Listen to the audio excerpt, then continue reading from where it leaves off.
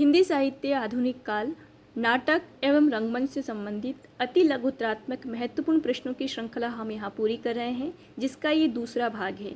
इसका पहला भाग चैनल पे अपलोड कर दिया गया है, तो आप वहाँ से उसको देख सकते हैं।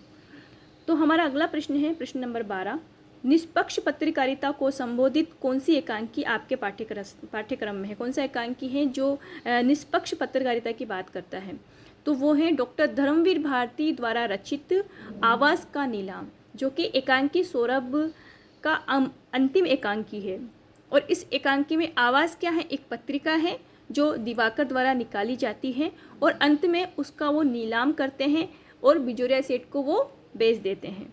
ठीक है, तो निष्पक्ष पत्रकारिता का मतलब है कि जो आवाज़ है वो आवाज़ किसकी है, उस आवाज़ में ऐसा क्या है, वो आवाज़ है उपेक्षित भूखी नंगी जनता की आवाज़। ऐसे लोगों के मुद्दे उस पत्रिका में उठाए जाते हैं जो सामान्यतः बड़े बड़े पत्रिकाओं के समूह उसमें नहीं उठाते हैं। तो भूखी नंगी जनता की आवाज़ है किसकी? दिवाकर की पत्रिका। अगला प्रश्न हमारा है, नाटक और रंगमंच का संबंध क्या है? नाटक एवं रंगमंच का संबंध यानी कि भारतीय नाटक रंगमंच पर प्रस्तुत करने के लिए ही लिखे जाते हैं। ठीक है, जो नाटक अभिनीत किए जाने योग्य होते हैं उनकी रंगमंचीयता पर विचार करने के उपरांत ही रंगमंच पर उन्हें प्रस्तुत किया जाता है। इसके अलावा नाट्य कला एवं रंग शिल्प के पारखी विद्वानों की देखरेख में ही नाटक रंगमंच पर प्रस्तुत किया जा सकता है।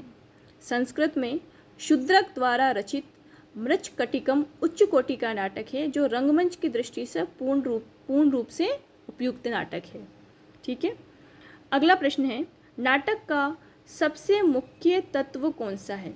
इसका जो मुख्य तत्व है नाटक का, अलग अलग तत्व है नाटक के, देश काल, वातावरण, कथा वस्तु, है ना, संवाद, कथोपकथन, वो जो सारी चीज़ें हैं, तो उसमें सबसे जो मुख्य तत्व है वो कौन सा है?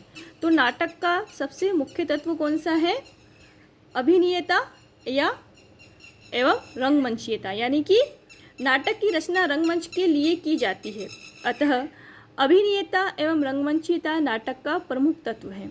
नाटक ऐसा हो कि उन्हें सरलता से रंगमंच पर प्रस्तुत किया जा सके, उनमें पात्रों की संख्या कम हो, दृश्य भी सीमित हो तथा ऐसे दृश्य ना हो कि उन्हें रंगमंच पर प्रस्तुत करने में कठिनाई हो, संवाद छोटे छोटे हो, भाषा सरल हो तथा रोचकता का समावेश हो।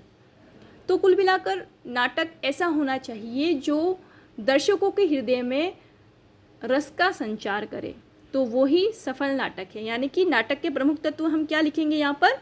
अभिनीयता एवं रंगमंचीयता। रंगमंच किसे कहते हैं? रंगमंच किसे कहते हैं?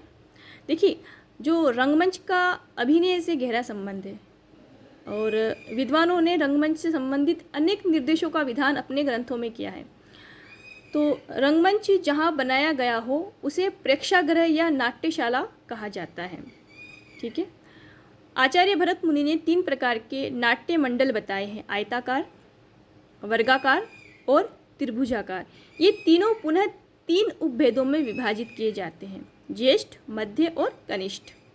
ठीक है, नाट्यगृह की लंबाई को 2 बराबर भागों में बांटकर आधा भाग दर्शकों के लिए और आधा भाग रंगमंच के लिए रखा जाता है। रंगमंच की लंबाई को पुनः 2 बराबर भागों में बांटा गया है, जिसमें पीछे का भाग नेपथ्य कहलाता है और आगे का आधा भाग रंगशीर्ष या रंगपीठ कहा जाता है। ठीक है, नेपथ्य रंगमंच का अभिन्न अंग है क्योंकि पात्रों की साज सज्जा का कार्य यहीं संपन्न होता है। यानी कि स्टेज जो होता है, आपने देखा होगा स्टेज सामान्यतः, उसमें जो पीछे वाला भाग होता है जहाँ पर क्या होते हैं पात्रों को तैयार किया जाता है, आगे का भाग जिस पे नाटक या जो भी सीन होता है वो प्रस्तुत किया जाता है और सामने जो होता है वो दर्शक बैठते हैं। तो उसी प्रकार का रंगमंच होता है। इसके अलावा अगला हमारा प्रश्न है, कर्फ्यू एकांकी के एकांकीकार का नाम बताइए। कर्फ्यू एकांकी किसकी है? कर्फ्यू एकांकी है किसकी एकांकी है? मोहन राकेश की। अगला प्रश्न है, एकांकी सौरभ में संकलित हमीदुल्लाह द्वारा रचित एकांकी कौन सी है? एकांकी सौरभ में कौन सी एकांकी है जो कि हमीदुल्लाह द्वारा रचित है। तो वो क्या है? हरितगंधा। और आपको जानकारी होगी कि जो हमीदुल्लाह हैं इन्होंने संपादन किया है किसका? एकांकी सौरभ का। राव साहब और प्रद्युम्न कुमार किस एकांकी के पात्र हैं? राव साहब और प्रद्युम्न कुमार गिरती दीवारें एकांकी जो हैं उसके पात्र हैं। और गिरती दीवारें किसके द्वारा रचित एकांकी है? उदय शंकर भट्ट के द्वारा। अगला प्रश्न है, चित्तौड़ राग रंग की भूमि नहीं जौहर की भूमि है, कथन किस एकांकी से उद्धृत है? यानी कि कौन सी एकांकी में ये कथन आया है? तो ये है दीपदान एकांकी, जो कि डॉक्टर रामकुमार द्वारा रचित है, रामकुमार वर्मा द्वारा रचित है। और ये कथन कहा किसने है? ये कथन पन्नाधाई ने कहा है। अगला प्रश्न है, वसंत ऋतु का नाटक एकांकी के एकांकीकार कौन है? वसंत ऋतु का नाटक एकांकी के एकांकीकार कौन है? डॉक्टर लक्ष्मी नारायण लाल। अगला प्रश्न है, भारतेंदु हरिश्चंद्र द्वारा रचित कोई 2 नाटक बताइए। तो भारतेंदु हरिश्चंद्र के आपको जितने भी नाटक हैं इनके मौलिक नाटक और अनुदित नाटक, इन सभी के आपको नाम बिल्कुल याद करके जाने हैं परीक्षा के अंदर, क्योंकि भारतेंदु हरिश्चंद्र में से हर बार प्रश्न पूछे जाते हैं। इसलिए तो भारतेंदु हरिश्चंद्र की अगर हम मौलिक नाटकों की अगर बात करें, खैर यहाँ पर उन्होंने मौलिक और अनुदित नाटक के बारे में नहीं पूछा, लेकिन मौलिक नाटकों की अगर हम बात करें तो वेद ही हिंसा हिंसा न भवति, सत्य हरिश्चंद्र, श्री चंद्रावली, विषय विश्वमोधम, भारत दुर्दशा, नील देवी, अंधेर नगरी, सती प्रताप, प्रेम जोगनी और भारत जननी। तो इसमें से आपको 2 नाटक यहाँ लिखने हैं, तो भारत दुर्दशा और सत्य हरिश्चंद्र आप लिख सकते हैं। इसके अलावा हमारा अगला प्रश्न है, डॉक्टर रामकुमार वर्मा द्वारा रचित किन्हीं 2 एकांकियों के नाम बताइए। तो डॉक्टर रामकुमार वर्मा द्वारा रचित 2 एकांकियों के नाम, पहली एकांकी है बादल की मृत्यु। जो इनका जो पहला एकांकी है बादल की मृत्यु, यह एकांकी हिंदी का पहला एकांकी माना जाता है, बादल की मृत्यु।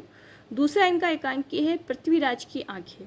तो इन दोनों एकांकियों के आपको नाम अपने रजिस्टर में नोट डाउन करने हैं।